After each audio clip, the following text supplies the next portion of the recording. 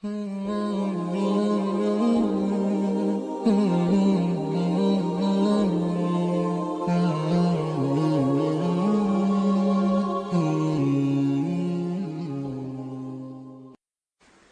ya Rasululloh. Sizni hayotingizda juda ko'p qismidan bexabar bo'lgan bo'lsak, uzr. Hammasini o'rganib chiqishligimiz albatta mahol.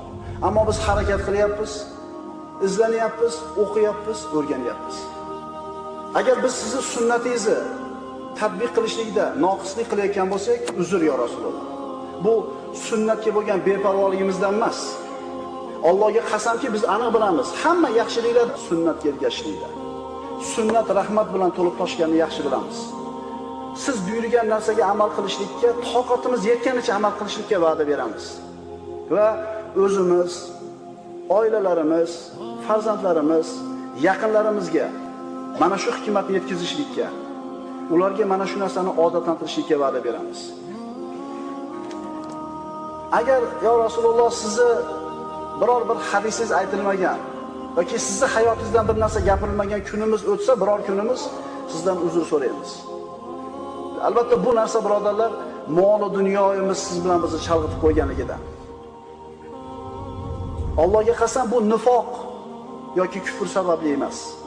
Faqatgina noqislik sababli.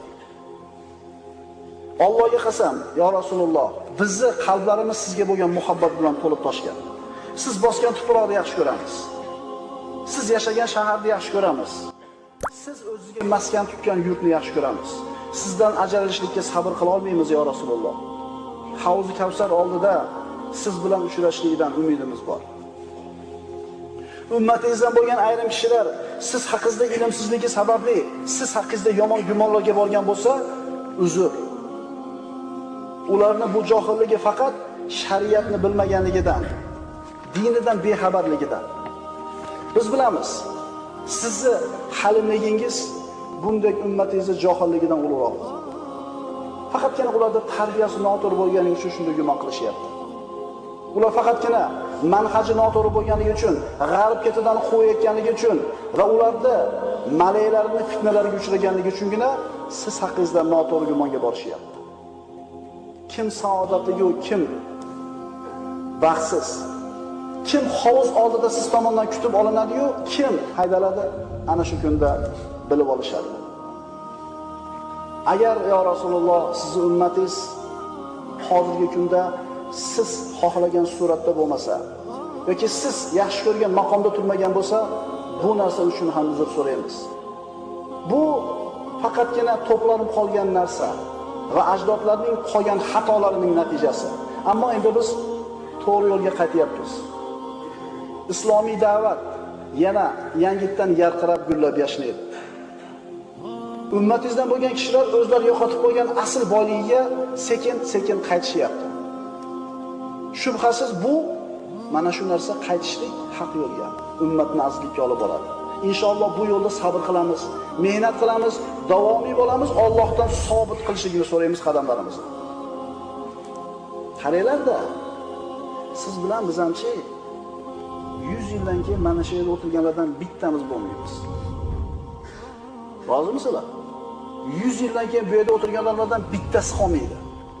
Xuddi 100 yil burungilardan birortasi qolmaganidek. Rasulullohga duch kelgan kunimizda bizdan savol so'ralsa, uyalib qolmaymizmi? Meni sunnatimni tatbiq qilishlikda, meni dinimga yordam berishlikda biron g'ishni ustiga qo'yganmisan desa, yer chizib qolmaymizmi?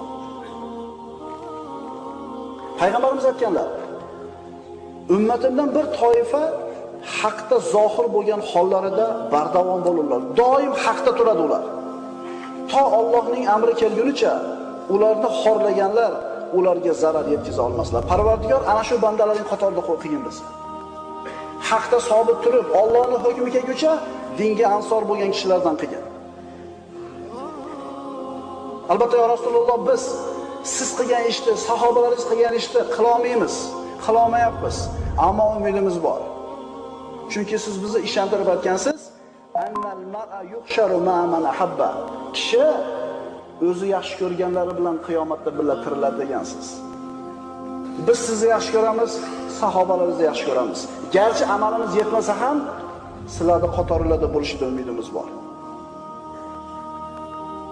Alloh taolo kamchiliklarimizni kechirishini, ayblarimizni berkishini, xatolarimizni avf qilishini, darajalarimizni ko'tarishini va Alloh ularga iymon qilgan kishilar, nabiylar, siddiqlar, shahidlar, solih bandalar qatorida qilishini so'raymiz. Bu bahsga qo'shilish kerak bo'lgan narsa juda ham ko'p edi. Ammo takror bo'lib qolishidan qo'rqib yoki cho'zilib ketishidan qo'rqib qo'sha olmadik. Ko'p narsa. Biz basharmiz. Xato qilishlik basharning tabiatida bor narsa. Bu bahsimizni Imom Shofiyning bir ajib so'zi bilan yakunlaymiz.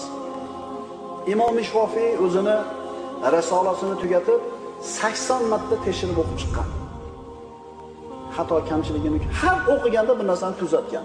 Har o'qiganda bir narsani tuzatgan. 80 marta takrorlab o'qib chiqib, oxirida o'zining shogirdi, o'quvchisi Muzaniga qarab, Alloh taolo o'zining kitobidan boshqa har qanday kitobni benuqson bo'lishini xohlamadi deb buyurgan ekan.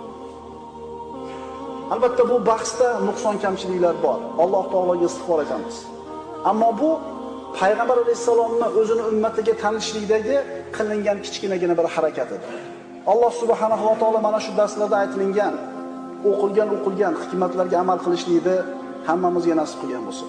Xato kamchiliklarni o'zi avf qilsin va Payg'ambarimiz sollallohu alayhi vasallamning suhbatida bo'ladigan solih bandalar qatorida qilgan bo'lsin. Aqulu qawli hada va astagfirulloh li va lakum. Assalomu alaykum va rahmatullohi va barakatuh.